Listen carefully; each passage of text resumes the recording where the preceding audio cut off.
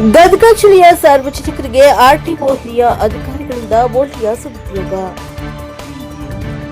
ಗದಗ ಜಿಲ್ಲೆಯ ಹಿರಿಯ ಮೋಟಾರು ವಾಹನ ಅಧಿಕಾರಿಗಳಾದ ಅರುಣ್ ಕಟ್ಟಿಮನಿಯವರು ಜಿಲ್ಲೆಯಲ್ಲಿ ಈ ಹಿಂದೆ ತಮ್ಮ ವಾಹನಗಳಿಗೆ ಪರಿಶೀಲನೆ ವೇಳೆ ನೀಡಿದ ದಂಡ ಶೇಕಡಾ 50ರಷ್ಟು ಕಡಿಮೆ ಮಾಡಲಿದ್ದೇವೆ ಎಂದು ದಿನಾಂಕ 21 ಜೂನ್ 1ರಿಂದ 10 ಜುಲೈ 2026ರವರೆಗೆ ಈ ಅವಕಾಶವಿದ್ದು, ಯಾರೇ ಆಗಿರಲಿ ಈ ಮಿತಿಯೊಳಗೆ ಬಂದು ತಮ್ಮ ವಾಹನದ ಮೇಲಿನ ದಂಡ ವಿಧಿಸಿ ಇದರ ಲಾಭ ಪಡೆಯಿರಿ.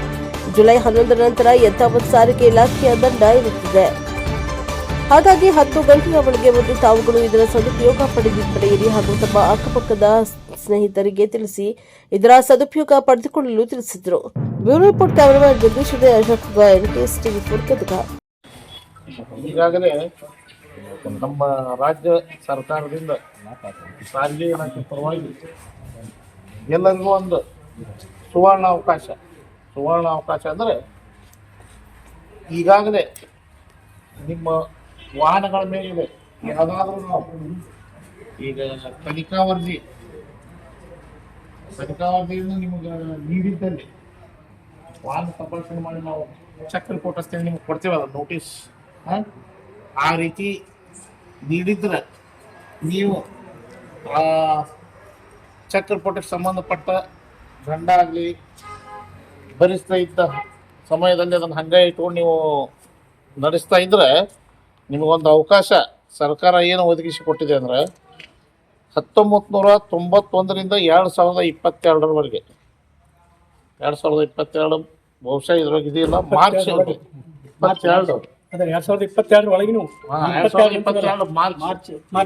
2022 ಅಂತಿದೆ ಇದರಲ್ಲಿ. ಈ ಅವಧಿಯಲ್ಲಿ ದಾಖಲಾದ ಪ್ರಕರಣಗಳಿಗೆ ಸಂಬಂಧಪಟ್ಟಂಗೆ ಯಾರಾದರೂ ಬಾಕಿ ಉಳಿದಿದ್ರೆ ಆ ದಂಡ ಏನಿರುತ್ತಲ್ಲ 50% ನೀವು ತುಂಬಿ ಅದನ್ನ ನೀವು ಕ್ಲೋಸ್ ಮಾಡಿಸ್ಕೋಬೇಕು. ಅರ್ಥ ಆಯ್ತಾ? ಅದಕ್ಕೆ ನಿಮಗೆ ಕಾಲಾವಕಾಶ 21/6/26ರಿಂದ 10/7/26ರವರೆಗೆ ನೀಡಿದ್ದಾರೆ. ಅರ್ಥ ಆಯ್ತಾ? 21/6/26ರಿಂದ ಅಂದ್ರೆ ಸೋಮವಾರದಿಂದ ಸ್ಟಾರ್ಟ್. ನಿಮಗೆ 21 ನಾಳೆ ಸಂಡೇ ಆಗುತ್ತೆ. 21 ಇಫೆಕ್ಟ್ ನಾಳೆ.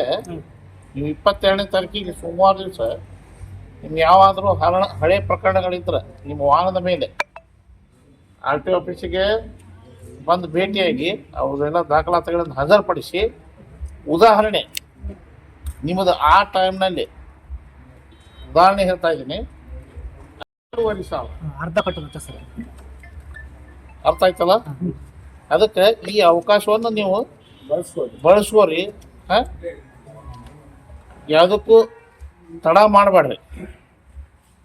ಮತ್ತು ಮುಂದಾದ 10/7 ಬಿಟ್ಟು 11/7ಕ್ಕೆ ಬಂದು ಸರ್ ನಾ ಅಲ್ಲಿ ಹೋಗಿದ್ದೆ, ನಾ ಇಲ್ಲಿ ಹೋಗಿದ್ದೆ, ನಾನು ಊರಾಗಿರಲಿಲ್ಲ ಅಂದರೆ ಅವಾಗ ಅದನ್ನು ನಾವು ಪರಿಗಣಿಸುವುದಿಲ್ಲ.